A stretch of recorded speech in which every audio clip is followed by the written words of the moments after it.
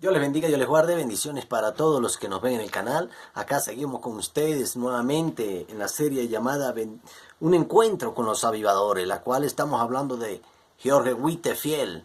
Este es el último capítulo de la biografía de George Whitefield, la cual fue uno de los grandes avivadores que impactó dos continentes. Fue un hombre que fue usado por Dios, que se dejó guiar por Dios y lastimosamente no dejó descendencia George Whitefield, pero fue un hombre reconocido a nivel casi que podemos decir mundial, porque hasta hoy se habla de George Whitefield. Marcó una diferencia, marcó algo en este hombre, Dios hizo algo en este hombre, algo diferente, que marcó la diferencia sobre muchos. Dice el título de esta hora, el de este día, un legado poderoso y extraño. Dice, después de su muerte, el cuerpo de George Whitefield fue colocado a descansar debajo del púlpito de la iglesia. Old South Presbyterian, en Neckburyport, Massachusetts. Un recóndito pueblo que se convirtió en el destino de la gente que peregrinaba a lo largo de Nueva Inglaterra. En 1775, un grupo de soldados colonos, liderados en parte por Daniel Morgan y Benedict Arnold, preguntaron si podían realizar servicio en el edificio antes de una batalla. George Whitefield, su legado o su llamado fue tan grande y tan poderoso, lo que él hizo, lo que Dios hizo por medio de él, es que fue colocado abajo del púlpito por un largo tiempo.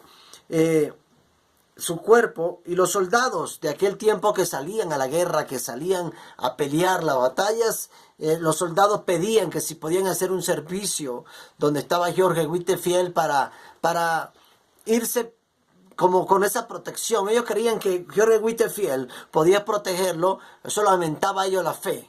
¿Por qué? Porque George Whitefield, aún después de muerto, inspiraba a muchos y sigue inspirando a personas. Y dice, después de la reunión, le preguntaron al pastor si podía ver el cuerpo de George. Después de haber obtenido el permiso, abrieron el cajón, tomaron el collar de clérigo y los puños, y lo cortaron en piezas que repartieron entre ellos para llevar a la batalla como reliquias protectoras. Eso veían en George Whitefield, como que George Whitefield los iba a proteger. O sea, fue lo que él impactó en la vida de aquellas multitudes que venían los jóvenes, los soldados a buscar cómo llevarse algo de George Whitefield para la batalla, para que así ser protegido, era lo que ellos pensaban.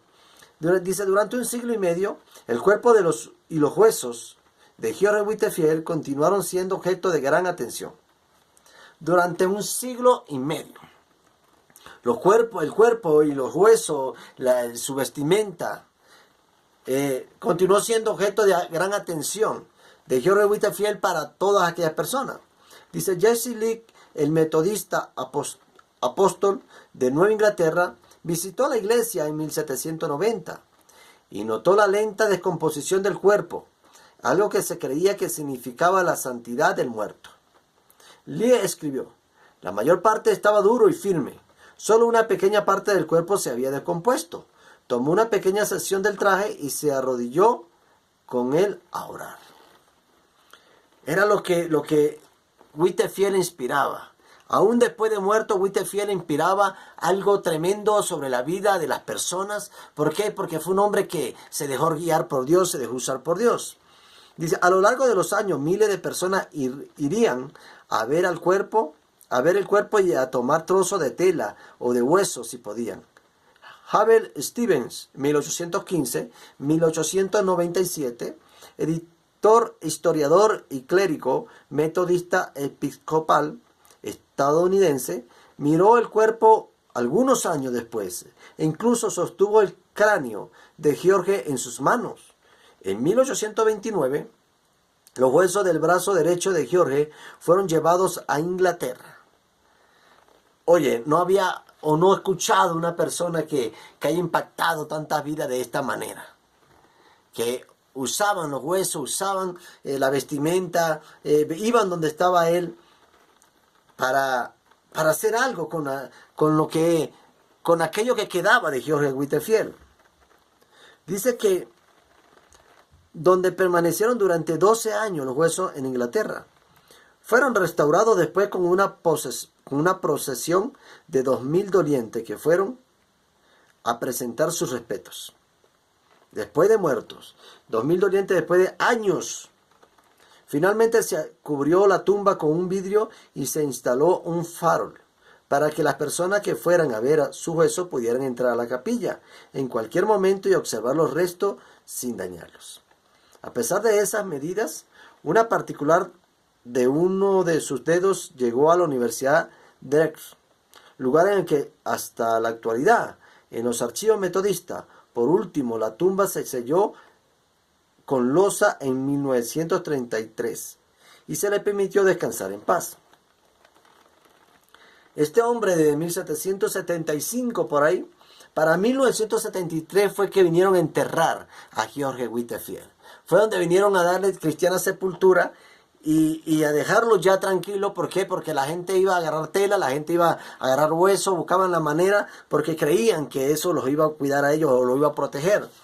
Dice, más que ningún otro predicador del siglo XVIII, George Whitefield pavimentó el camino para las técnicas evangelistas modernas con las que estamos familiarizados en la actualidad. Sin la ayuda de la televisión ni de megáfonos, su voz llegó a casi todos los hogares en Gran Bretaña y Estados Unidos. Sus habilidades de oratoria y su carisma irresistible combinaban con su gran amor por los perdidos. Y la profundidad de su carácter lo hizo una fuerza poderosa para Dios. En tiempos en que las personas estaban desesperadas por la luz de la verdad, George Whitefield entró en escena. Él llevó la innovación de la predicación en el campo a los Wesley y una revelación fresca de la misericordia de Dios a Ecuador, por lo que encendió la llama del avivamiento en 2 continentes. Dice que encendió la llama del avivamiento en 2 continentes. George Whitefield fue una gran figura, fue un gran hombre el cual se dejó usar de Dios, se desvivía por las almas, le dolían las almas que se estaban perdiendo. Fue un hombre que impactó, dice que llevó la llama del avivamiento a 2 continentes, cambió la historia de Gran Bretaña, de Estados Unidos. Fue un hombre que fue instrumento de Dios para cambiar muchas vidas, para transformar muchos corazones. George Whitefield se dejó guiar, se dejó llevar por Dios y eso causó un impacto en las vidas espirituales de las personas. Así George Whitefield en el siglo XVIII fue un instrumento de Dios y Dios lo usó de gran manera que aún después de muerto no lo dejaban descansar, sino que la gente iba donde estaba él para ver el hombre de fe, para ver el hombre que impactó las naciones, el hombre que trajo un renuevo, el hombre que trajo una transformación, el hombre que abrió el camino para el evangelismo, ese hombre que impactó muchas vidas, que hasta hoy se habla de George Whitefield porque fue instrumento de Dios. Amén. Así que confía en el Señor, déjate usar por Dios y Dios obrará y Dios hará el resto. Amén. Bendiciones, Dios les bendiga. Y esto fue un encuentro con los avivadores, el último capítulo de la biografía de George Whitefield. Amén. Bendiciones, Dios les bendiga, Dios les guarde.